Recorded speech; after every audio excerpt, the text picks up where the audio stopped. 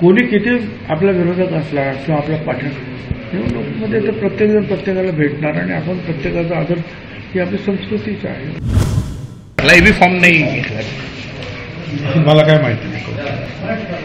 पण काय वाटतं म्हणजे महायुतीकडून अजूनही जागा वाटपासून झाली नाही, नाशिक जागेचा तिढा कायम असताना त्यांनी शिवसेनेकडून भरणार. आता मला काय माहिती आहे, मी जे तुमच्यासमोर जे नाशिकमध्ये आहे तिथं काय ठरलं काय मला माहिती नाही साहेब. परंतु काल त्यांच्या शिष्टमंडळाने आपली भेट घेतली होती. त्यांच्या शिष्टमंडळाने आपली भेट घेतली होती काल. ज्यांना उभं राहायचं आहे ते सगळ्यांची भेट घेणार. आपण देखील महायुतीतील नेते आहात, या संदर्भात आपण देखील महायुतीतील मोठे नेते आहात, त्या संदर्भात काही चर्चा झाली होती शांतिगिरी महाराजांच्या. आता लोक आल्यानंतर ते हेच सांगणार ना, किंवा फॉर्म होतो आम्हाला सहकार्य करा वगैरे सांगतात. आपण काय सांगणार, तुम्ही सांगा. साहेब एकीकडे महाविकास आघाडीच्या उमेदवारांनी उमेदवारी अर्ज भरलेले आहेत, अजूनही आपला तिढा हा कायम आहे. कधी होईल काय काय अंदाज? मला काही माहिती नाही आहे.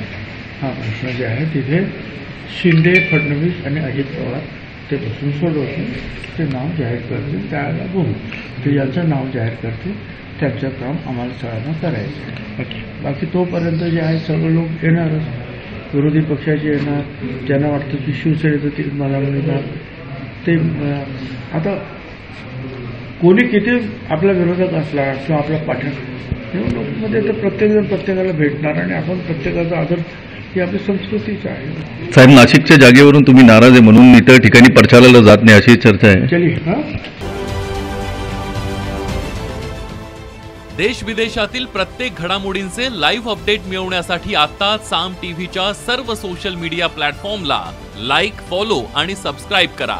तसंच सर्व नोटिफिकेशनसाठी बेल आयकॉन प्रेस करायला विसरू नका.